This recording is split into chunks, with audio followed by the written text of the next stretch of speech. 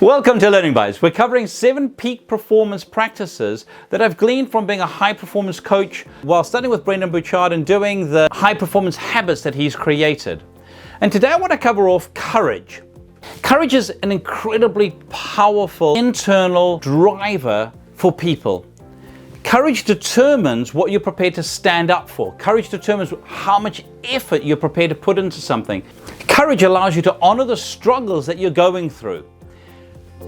Many people have the same opportunities in life, but it's those people who have the courage to push through, the courage to stick with the hard stuff, to take the risks, to do the harder tasks in front of them and facing their fears that actually get through and succeed. Courage also helps people in their relationships and in their communication. It takes courage to be vulnerable and to share what you need with another person, to share how you can help, to share when you don't understand something, and to ask questions to help you accelerate your progress forward. Do you have someone in your life who you can fight for? Somebody who helps you to be courageous, somebody who gives you that impetus and that drive that fuels the necessity that we talked about in the last Learning Bite.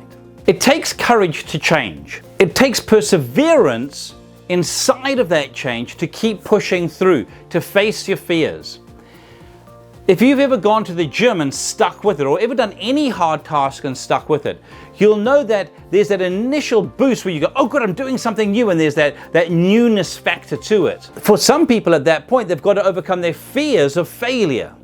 And then you've got to stick with something for long enough. And sometimes what you find is that in pushing through something, you find that it's a lot harder than you imagine. You're forced to face the weaknesses within yourself. You're forced to face your own failings. When you have the courage to face your own infallibilities, it allows you to then reflect and grow from that point. When I wanted to grow my own courage muscle, I looked at my greatest fear. My greatest fear at that point was speaking in public. Hard to believe now, I know, but back then in my early 20s, I landed up going to Toastmasters because I didn't want to be afraid.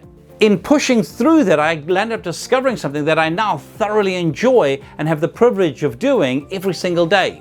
So some questions for you. What are you focusing on achieving? What keeps you going on that journey? Are you prepared to face your own infallibilities and inadequacies as you strive to become a better version of yourself? What challenges have you had to overcome to get where you are today? And what could you apply to your current situation that you learned from in those previous situations? Some actions for you.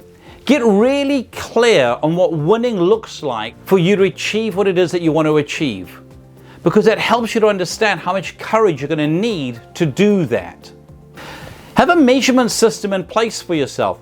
As you go through something, it makes a big difference to have little milestones to go, okay, I've got to that little point there, I've got to that little point there. I used to do ultra marathons, and I learned that if I wanted to get to the 80, 90K mark, it took looking at the next corner and going, oh, I wonder what's around there, and I wonder what's around there. So set yourself milestones, set yourself that little marker that you can get to.